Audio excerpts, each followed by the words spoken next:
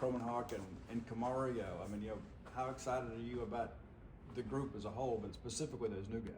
Yeah, I mean, I think those guys are really talented players, and we're super excited about what the room is going to do this year. Obviously, with Blake returning, that's huge for us. It was second year in the system, and then you add two really talented guys. Luke, who we had recruited a little bit before, and had really enjoyed getting to work with him through the spring and summer, and Camario, who obviously we had recruited for a long time, and super excited about adding both of those guys to the room. What have you seen from Blake? In general, I think he's like, there's a confidence in knowing what to expect, like in the off season, knowing what spring ball is going to look like, knowing what the coaches are looking for in a certain route combination or in or some sort of technique or whatever it is, where he's able to not only communicate with us more confidently and clearly, but then he's able to communicate to the left tackle or the receiver or whoever it is, like just the communication. And then the leadership perspective, like leadership, like part of being a great leader is being a great player. And for him, continuing to grow in confidence and know exactly what to expect every day, and then exactly how to go operate. He's been in college a long time. He's an old guy now. The guys joke with him and call him Unc. I'm excited about where he's going and the season he's about to have. I know Blake kind of embraced that role of mentor when he went down last year with Michael. What have you kind of seen from him this year with two younger guys who are looking up to him?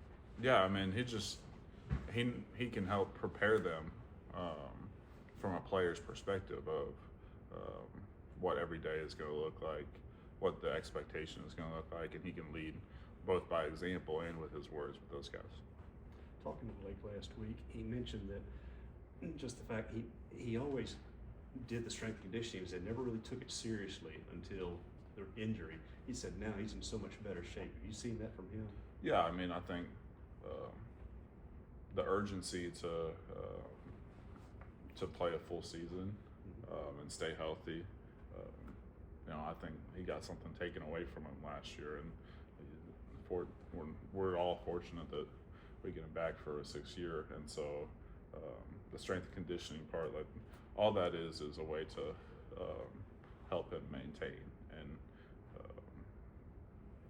stay up in the pocket, but also withstand this conference, because the reality is every single week you're going to be playing against great people up front and guys who he's got to go protect himself against. So he's put on good weight and gotten stronger. He's in the best shape of his life, and I think it shows in how he interacts in the weight room, but also out on the field. Have you seen the difference in the way the ball comes out of his hand? He just seems to be snapping it off in spring a little better. Yes, but I would say that like there is a strength component in that. There's also a lot of technique and God-given ability in that part of it. But he spins it at an elite level, and I'm excited about him for that reason. Obviously, you don't want Blake to get injured again, or hope it doesn't happen. But if it were, do you have an idea right now who would be the backup behind him? Yeah, I mean, that's not for me to comment on.